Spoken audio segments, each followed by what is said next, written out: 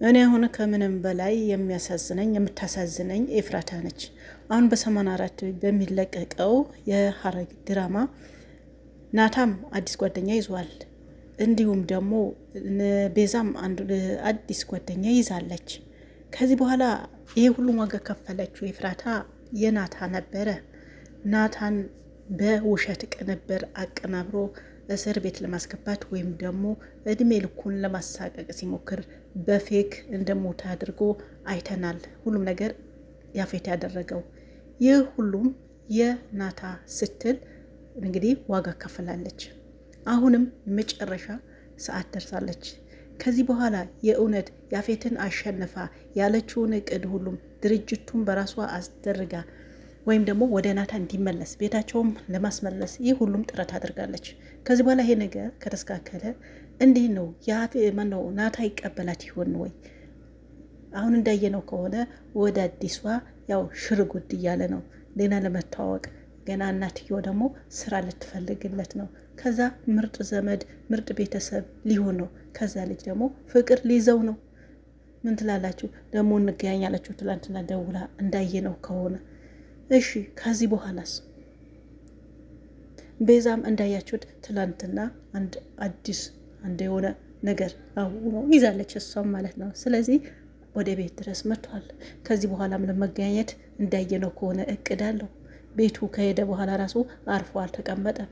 የቤዛን ፎቶ በየግርግዳው እየሰቀለ እንገናኝ አላልኩም ነበር ያላሰብኩት ነው እንዳው እያለ እንግዲህ ያው በተገናኙበት መንገድ እያመሰገነ ከዚህ በኋላም የሚገናኙበት ቀን እየናፈቀ ያለ ሰው ነው። ስለዚህ ሁለቱም ሌላ ይዘዋል። ኤፍራታ ምንድን ነው የምትሆነው ነው? ወዴት ነው የምትሆነው ነው? ከአፌት ተጣላ ትወጣለች። አሁን ያለው ነገር ያው ተረክባ ሁለቱም ደግሞ አሁን አይጥና ድመት ሆኗል። አልተተማመኑም። ያፌትና ኤፍራታ እሱም አላመናትም። ምን እንደምታደርገው አያውቅም። ስለዚህ ይሄ ሁለት ያልተማመኑ ሰዎች ያው መለያየታቸው እውን ነው። እኛም እናውቃለን። እንዴት ነው ባልና ሚስት ሆኖ በአንድ ቤት መጀመሪያ ያው አግባባቸውም ጤና የለውም እናውቃለን። ምክንያቱም ያው በኃይል ያደረገው ነገር ስለሆነ ከዚህ በኋላ የሚፈጠረው ነው። እኔ ኤፍራታ ነው የምታሳዝነኝ። አሁን ሄዳ ከገኒ ጋር ቁጭ ትላላችሁ ወይ ከወንድሟ ጋር ወይስ አዲስ ፍቅረኛ ትይዞ ነው? ምንስ ይሰማታል የሚለውን የራሴን እንትን ነው። በዛ ላይ ደግሞ ጽዮን ደግሞ ይህን ልጅ አቀናብሮ ፎቶ ኤዲት አድርጎ ወደ ቢኒ ልኳል። ቢኒ ደግሞ ያው የእውነት መስሎት ሁለተኛ እንዳላያሽ ብሏታል። ያልሆነም ቴክስት ጽፎላታል። ፎቶውን ካየ በኋላ ይህ ነገር እንደገና ጽዮንና ኤፍራታ ወደ ኋላቸው ምንድን ናቸው? ምን ሊሆኑ ነው? ወደኋላ ሌላ ፍቅረኛ ይዙም እንዴ? እነሱ ብቻ ናቸው ወይ ልትሉ ትችላላችሁ። አይ ሊይዙ ይችላሉ። ነገር ግን አሁንም ቤቱ ብጥብጥ ሊል ነው። አሁንም ሌላ መከራ ውስጥ ሊገቡ ነው። እኔ በጣም ያሳዘነችኝ ግን ኤፍራታ ነች። አንዳንዴ ሰዎች ከራሳቸው በላይ የሰዎች ዋጋ ይከፍላሉ። ግን ዋጋ በከፈሉበት ልክ ውጤታቸው አያገኙም። ያን ሰው ግን ቦታ አይሰጣቸውም። ምናልባት የገባው ጊዜ ወይም ደግሞ የገባው ቀን ቦታ ሊሰጣት ይችላል። ማንኛውም ከኤፉም ውጪ ከሆነ ማለት ነው። ብዙዎች የራሳቸው ሳይኖሩ የሰዎች የሚኖሩ በጣም ሩህሩህ የሆኑ ሰዎች አሉ። በብዛት ባይሆንም በተወሰነ ሰዎች እንደዚህ አይነት የሚታይባቸው ብዙ አሉ። እናንተም ታውቃላችሁ። እና ልክ እንደ ኤፍራት አይነት የሰው የሚኖሩ እነሱ ያይኖሩትን የሰው የሚኖሩ የእነሱ የራሳቸው ያላደረጉትን የሰውን የሚያደርጉ ብዙ ቅን ሰዎች አሉና ይጎዳሉ። በዛሬ ሰዓት አሁን በዚህ ሰዓት በተለይ ደግሞ ሰውን ያው የተደረገለትን ምናልባት የአንድ ቀን ሶስት ቀን እንደው ላያመሰግንም ይችላል። የሆነ የራሱን ጥቅም ፈልጎ ያደረገው ነገር ይመስለዋልና የሰውን ዋጋ መክፈል እጅግ በጣም ምናልባት ራሳቸው ትደሰቱበታላችሁ ሊሆን ይችላል። ከትንሽ ጊዜ በኋላ ወይም ደግሞ ከትንሽ ቆይታ በኋላ ልባችሁ የሚሰብራችሁ አሉ።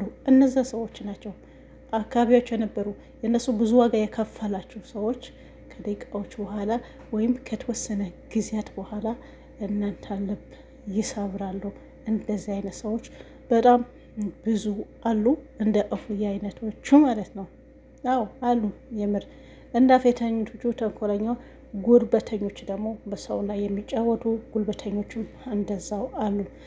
ምናልባት ብራቸውም ሀብታቸውም ጉልበታቸውም አቅማቸውም ችሎታቸውም ሁሌም ከነሱ ጋር የሚሆን የሚመስላቸውም አሉ። ነገ ሌላ ቀን ነውና ይህ ሁሉም ሄዶ አይደለም ንብረቱ ቁሳቁሱ ይቅርና እራሳቸው መንቀሳቀስ የማይችሉበት ጊዜ አለ። ግን በአሁኑ ሰዓት ይሄን አያስቡም። አንዳንዴ ነገ በእኔ ነው እኔ ብሆንስ በእኔ ቦታ አስቦት የሚሉት ነገር እውነት ነው። ይህ ነገር አሁን ባይሆን ነገ ከነገ ወዲያ የሚፈጠር ነገር ነው። አዎ አይታወቅም። የሰው ልጅ መጨረሻው ሲያምር ነው የሚባለው። ሁሉም ጉልበተኛ እስከ መጨረሻ አይኖሩም። አንዳንዱ በትንሽ ጊዜ ምልክት ያሳያቸዋል፣ በትንሽ ጊዜ ዋጋቸውን ያገኛሉ። ያን ሲንጠባረሩ የነበሩ ሰውን ሲያስለቅሱ የነበሩ ትንሽ ቆይተው ራሳቸውን ማልቀስ ይጀምራሉ፣ ወደ ራሳቸውን ይዞራሉ። አንዳንዶቹን ግን ጊዜውም ይረዝማል፣ ቶሎም ስራቸው ላይ ያገኙ ይችላል፣ የእጃቸው ቶሎ ላይ ይሰጣቸው ይችላል። የዘገዩ ደግሞ እነሱ በቃ ያለ እነሱ ሰው እንደሌለ ምንም እንዳይሆኑ ይመስላችኋል።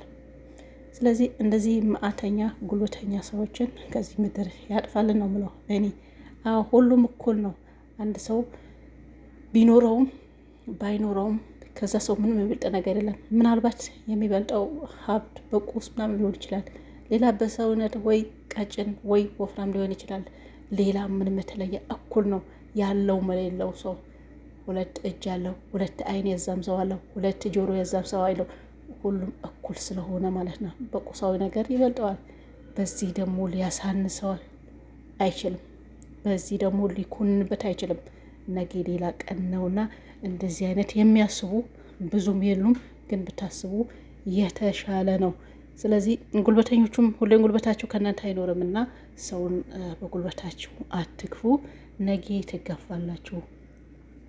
ጨው የራስህ ስትል ጣፍጥ፣ ካልሆነ ደግሞ አሞሌ ትሆናለህ የሚል አባባል አለ። እንደዛ ነው፣ እውነት ነው። አንድ ሰው ደግም መጥፎም የሚያደርገው የራሱ ነው፣ ለማንም አደረም።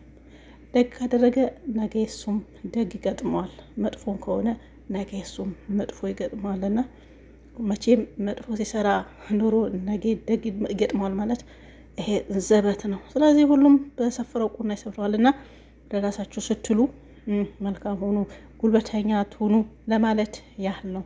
እፉዬ ምን ተሻለሽ? ከዚህ በኋላ ያለው ነገር ምን ይሻላል የሚለውን አብረን የምናይ ይሆናል። ስለዚህ እንዳትጎጂ ግን ስጋቴ ነው። እንግዲህ ናቱም ከአዲሱ ፍቅረኛ ያጣፍጥልህ፣ ቤዛም ደግሞ እንደዛው ያጣፍጥልሽ። ጽዮንና እፉዬ ግን ታሳዝኑኛላችሁ። ምንም ማለት አልችልም። መጨረሻችሁ ይመር። የሁላችን መጨረሻችን ይመር። ከተለቀቀ እንለቀላችኋለን። እስከዛ ግን ስለ እፉዬ አስቡ ማለት ነው። ሰላማችሁ ይብዛ። ባይ ባይ።